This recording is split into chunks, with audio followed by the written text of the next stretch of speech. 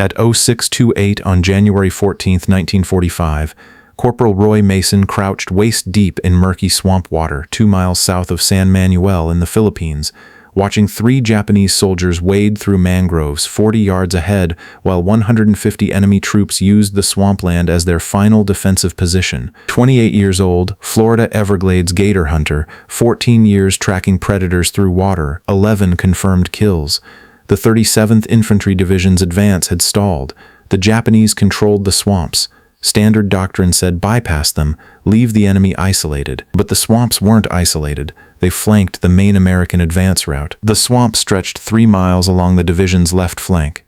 Intelligence estimated 150 Japanese soldiers using it as a base for raids and ambushes. 2 American patrols had entered the swamp. Neither returned. Command declared the area impassable, too dangerous. Let the Japanese stay there. If you want to see how a Florida gator hunter's water methods killed 73 Japanese soldiers and cleared the swamps, please hit that like button and subscribe. Turn on notifications so you don't miss more forgotten stories like this. Back to Mason. Mason's platoon sergeant had dismissed his gator hunting background as useless, said the Everglades and Philippine swamps were completely different. When Mason proposed using water-stalking methods that morning, the lieutenant wanted to know if he planned to wrestle alligators. Mason explained he'd spent 14 years moving through waist-deep water without alerting prey. He understood silent water movement, reading swamp channels, and killing at close range in difficult terrain. The lieutenant told him hunting gators in Florida had nothing to do with clearing Japanese from Philippine swamps. Mason used his methods anyway. What happened between January 14th and January 25th would become the most effective swamp-clearing operation in the Philippines campaign and establish techniques still taught at Fort Bragg. Mason had grown up in Okeechobee, Florida, deep in the Everglades. His father made a living hunting alligators for hides and meat. Mason started helping at age 14. By 28, he'd killed over 300 gators. All required silent approach through water, understanding currents, reading surface disturbances, patience. Gator hunting taught specific skills. Moving through water without creating ripples. Reading the swamp, which channels were deep, which were shallow, where solid ground existed beneath murky water. Understanding how sound traveled across water. Knowing that one wrong splash meant the gator disappeared. Most importantly, learning to distinguish between normal swamp sounds and unnatural ones. The difference between a fish breaking surface and a man trying to move quietly. The same principles applied to Japanese soldiers hiding in swamps. Dawn came at 0615 on January 14th. American forces controlled dry ground, but the swamp remained Japanese territory. Command wanted the swamps cleared, but standard infantry tactics didn't work. Patrols got disoriented in the maze of channels. Soldiers made noise moving through water. The Japanese heard them coming and either ambushed them or withdrew deeper into the swamp. At 0745, Mason's company commander called him over. Captain Reynolds was studying maps of the swamp. Aerial photos showed water, vegetation, nothing useful for planning. Reynolds asked if Mason could navigate through there. Mason said yes, if Reynolds let him work the way he worked gator hunts. Reynolds asked what that meant. Mason explained, move alone, silent water movement, use natural channels, read the swamp instead of fighting it, kill close range when you find them, patience over speed. Reynolds said that contradicted every tactical principle about unit cohesion and supporting fire. Mason said tactical principles assumed dry ground. In swamps, different rules applied. Reynolds gave him until 1400, 8 hours. If Mason's swamp methods worked, Reynolds would authorize continuation. If not, the division would bypass the swamps and accept the risk. At 0820, Mason entered the swamp, alone. No radio, water would damage it, no backup. Just his M1 Garand, 40 rounds of ammunition, a machete, and 14 years of Everglades experience. The water temperature was 78 degrees, warmer than Florida swamps but similar. Mason waded in slowly, testing depth. 3 feet deep near the edge, murky water made seeing the bottom impossible. He used a stick to probe ahead, the way he probed for gator holes. The swamp smelled of rotting vegetation and stagnant water. Familiar. The Everglades smelled the same. Mosquitoes swarmed. Also familiar. Mason had learned to ignore them at age 14. He moved west into the swamp, following a natural channel between mangrove stands. The water deepened to chest height. Mason kept his rifle above water, moving slowly. Each step tested the bottom. Mud, roots, solid ground, all felt different through boot soles. Gator hunting taught reading terrain through your feet when you couldn't see it. After 20 minutes, he heard voices. Japanese. Ahead and to the right. Mason stopped moving. Absolute stillness. Water ripples from his movement spread outward, then faded. He waited until the water surface returned to calm. The voices continued. At least 3 men. They were talking casually, not expecting trouble. The swamp made them feel safe. Mason moved toward the voices, slower now, testing each step before committing weight. His movement created minimal disturbance. The water barely rippled. Gators noticed ripples. They meant food or danger. Japanese soldiers noticed ripples too, if they were watching. Mason made none. At 09:04, he saw them. 3 Japanese soldiers on a small island of solid ground, maybe 20 feet across. They'd built a crude shelter from palm fronds, supplies stacked under cover, a defensive position, one of many scattered through the swamp. The soldiers had their backs to the water, watching east toward American lines, not watching the water behind them. They didn't expect anyone to approach from the swamp interior. Mason was 35 yards away, too far for his machete, too close to risk a rifle shot that would alert every Japanese soldier within 400 yards. He needed closer. He moved right, circling through deeper water to approach from behind. The mangrove roots provided cover. He used them the way he used cypress roots in the Everglades, moving from cover to cover, staying low, patient. It took 18 minutes to cover 30 yards. At 09:22, he was 15 feet from the island, directly behind the Japanese position. The soldiers were eating rice balls. One was smoking. Mason waited. Gator hunting taught that the moment of attack mattered. Rush it and the prey escaped.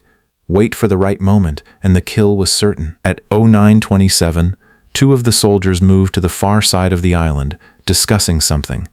The third remained near the water, finishing his rice. Isolated. Perfect. Mason rose from the water silently. 3 steps onto the island. The machete blade caught the soldier across the throat from behind. No sound except the body falling. Mason lowered it quietly into the undergrowth. The other 2 soldiers were 15 feet away, backs turned, still talking. Mason picked up his rifle, aimed, fired twice. Both dropped. 3 Japanese dead, 3 shots. But those shots would alert nearby positions. Mason moved immediately, back into the water away from the island. He waded north through chest-deep water, putting distance between himself and the gunfire. Found heavy mangrove cover and waited. At 09:33, he heard movement. Japanese soldiers responding to the shots. At least 5 men splashing through water, coming to investigate. They were making noise, concerned about their comrades, not thinking about ambush. They passed Mason's position 20 yards to his left. He stayed hidden. Gator hunting taught. After a kill, let the swamp settle before moving again. The Japanese found the 3 bodies. Shouting, confusion. Mason counted 6 soldiers total. They searched the island, looked around, saw nothing. Eventually they withdrew, carrying the bodies. Mason waited 15 more minutes. Patience. Then he continued deeper into the swamp. Between 10:15 and 1200, Mason found and killed 7 more Japanese soldiers. Each encounter followed the same pattern. Silent approach through water, close-range kills, immediate withdrawal. The Japanese were scattered across small islands of dry ground. Most expected danger from the American lines, not from within the swamp. By 1200, Mason had killed 10 enemy soldiers and mapped 3 channels through the swamp. He returned to American lines at 13:15. Captain Reynolds was waiting with binoculars. He'd heard gunfire from the swamp but couldn't see what happened. Mason reported 10 confirmed kills, multiple Japanese positions located. The swamp was navigable if you understood water movement. Reynolds asked how long Mason needed to clear the entire swamp. Mason said 2 weeks if he worked alone. 1 week if Reynolds gave him 4 men who could move quietly in water. Reynolds had no men with swamp experience. Mason would work alone. Between January 14th and January 25th, Mason entered the swamp every morning at dawn.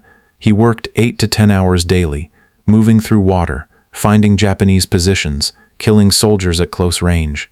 Some days he killed 2 or 3, other days 6 or 7. The pattern remained consistent. Silent approach, sudden violence, immediate withdrawal. The Japanese never adapted. They built their positions on islands expecting attack from American lines. They posted sentries watching east. Mason came from the west. Through water they considered impassable. By January 18th, Japanese morale in the swamp began cracking. Soldiers were disappearing. Bodies found killed at close range with no signs of struggle. No American patrols entering the swamp. No explanation. Fear spread. Some Japanese positions were abandoned overnight, soldiers retreating to drier ground rather than risk Mason's next visit. On January 20th, Mason found a position with 8 Japanese soldiers, too many for close-range attack. He noted the location, withdrew, reported to Reynolds. Artillery struck the position 2 hours later. By January 22nd, Mason had personally killed 68 Japanese soldiers. The swamp that had seemed impassable was now American-controlled water. The remaining Japanese withdrew east, abandoning their defensive positions. On January 25th, Mason made his final sweep through the swamp. He found 5 Japanese soldiers attempting to escape through the southern channels. He killed all 5 from ambush. Total count, 73 confirmed kills over 12 days. All at ranges under 30 yards, all using water-stalking methods adapted from gator hunting. The 37th Division's advance resumed January 26th. The left flank was secure. The swamps that had threatened flanking attacks were empty. Division headquarters summoned Mason on January 27th. The general wanted details for the record. Mason described his methods, reading water depth through foot feel, using natural channels, approaching from unexpected directions, killing silently to avoid alerting nearby positions, patience over aggression. The general asked if Mason could teach these methods. Mason said maybe, to men who already understood water. Most soldiers feared swamps. Gator hunters grew up in them. In February 1945, Mason was assigned to Division Training Section. He spent 3 weeks teaching scout units basic swamp navigation, how to move quietly through water, read swamp terrain, approach positions from water routes. Not everyone absorbed the lessons. Men from dry climates struggled with the mental adjustment, but some took to it naturally. By March, his water-stalking principles were being taught to other divisions operating in swampy terrain, not as standard doctrine, but as specialized tactics for specific environments. Mason received the Silver Star in April 1945. Citation mentioned exceptional tactics in close-quarters swamp combat. Didn't mention gator hunting. He returned to the United States in October 1945. Back to Ochapi, back to the Everglades. Hunted gators for another 35 years. Same silent methods, same water skills. Different prey in the Philippines, same principles. In 1978, a Special Forces instructor researching swamp warfare found after-action reports from the Philippines mentioning Mason's 12-day clearing operation, 73 kills, minimal support, non-standard water-stalking tactics. The instructor tracked Mason down. He was 61, still hunting. The instructor asked about January 1945. Mason confirmed the details but said any experienced gator hunter could have done the same. The swamps were different, but water principles were universal. Move silently, read the terrain, understand your prey. The instructor asked what Mason thought about during those 12 days. Mason said he'd been thinking about a 12-foot gator he'd tracked in 1938. 3-day hunt through deep water. Silent approach, close kill. Same patience, same discipline. The gator was more dangerous than the Japanese, harder to approach, better senses, faster reaction. Roy Mason died in 1989 at age 72. His hunting gear was donated to Ochapi Historical Society. Display mentions his WWII service briefly. Most visitors don't notice. But at Fort Bragg Special Warfare Center, Mason's Philippines operation is still studied. The principle, understanding terrain, gives advantage that firepower cannot match. One man who knows swamps can accomplish what companies of infantry cannot achieve through force. Sometimes the best combat skills aren't taught in basic training. They're learned in the Everglades, hunting gators, understanding water and silence, and how to kill at close range without creating disturbance. Mason proved that Florida swamp hunters who understand water can change battles when standard tactics fail. The 37th Infantry Division's advance to Manila accelerated after the swamps were cleared. The left flank that had been vulnerable became secure. The Japanese lost their raiding positions and their ability to threaten American supply lines. Most histories of the Philippines campaign mention the 37th Division's advance but don't mention the swamps. Don't mention Roy Mason. Don't mention that one gator hunter from Florida eliminated 73 enemy soldiers using methods he learned in the Everglades at age 14. That's how it goes with men who changed how wars are fought. Credit goes to division commanders and battle plans. Innovation comes from gator hunters who understood that water is terrain, not obstacle. If this story moved you the way it moved us, do me a favor, hit that like button. Every like tells YouTube to show this story to more people. Hit subscribe and turn on notifications. We rescue forgotten stories every single day. Drop a comment and tell us where you're watching from. Tell us if you've ever hunted gators or worked in swamps. Tell us if someone in your family served in the Philippines. Let us know you're here. Thank you for watching, and thank you for making sure Roy Mason doesn't disappear into silence. These men deserve to be remembered, and you're helping make that happen.